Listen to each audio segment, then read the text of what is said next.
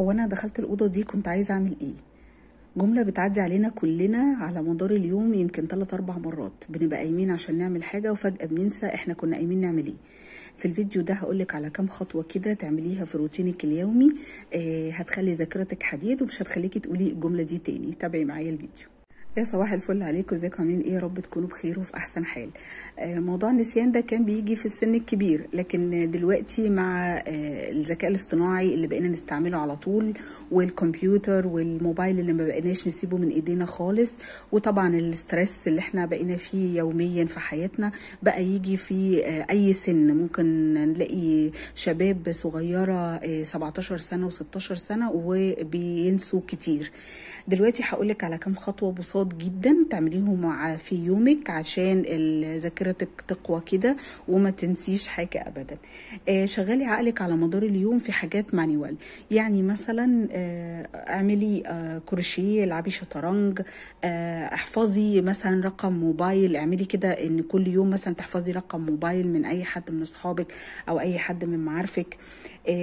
كرري الاسامي من الحاجات اللي احنا اول حاجه احنا بنتهته فيها كده لما بنيجي ننسى هي الاسامي اللي بنتلخبط فيها. فانت عودي نفسك انك لما تقابلي حد اندهي عليه باسمه، ازيك يا فلان، وسمعي نفسك الاسم، يعني ما تقوليهوش في سرك، لا سمعيه لنفسك. احفظي آية قرآنية. حاولي تشوفي حد مثلا لو ليكي أطفال أو أخوات صغيرين، ذاكري لأي حد، يعني اقري حاجة وكرريها لحد أو حتى كرريها لنفسك كأنك بتذاكري بالظبط. جزء صغير في أي حاجة، في مادة، في ماس، في قطعة نحو، في أي حاجة كده اقريها افهميها وكرريها لنفسك أو فهميها لحد قدامك.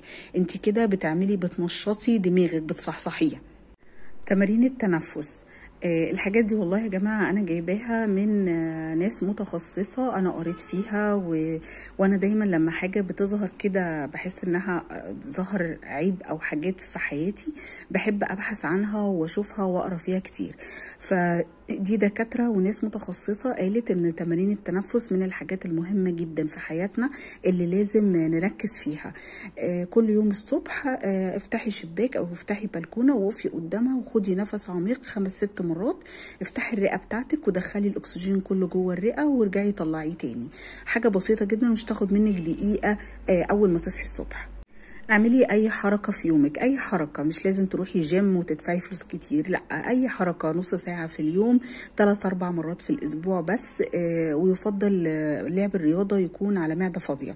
اي حركه، اي تمرين بتشوفيه على النت، بتشوفيه في التلفزيون، انت حافظاه، جري في المكان، حركات كده اعمليها بايدك وبرجلك. المهم ان انت حركي جسمك نص ساعه في اليوم.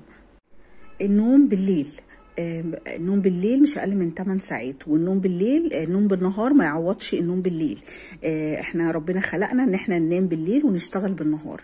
بالليل هو اللي بيحصل تجديد للخلايا بتاعتنا وخلايا جسمنا. فانا لو ما عملتش ده صح ونمت عدد الساعات اللي جسمي محتاجها بالليل، انا خلايا الجسم عندي بيقف، عمليه الريفريش اللي بتحصل دي بتقف، بيحصل لها ايرور، ووظائف الجسم بيحصل فيها ايرور، ما بيبقاش الجسم ما بيشتغلش الوظائف بتاعته الصح زي ما المفروض انها تحصل لو انا ما نمتش صح بالليل.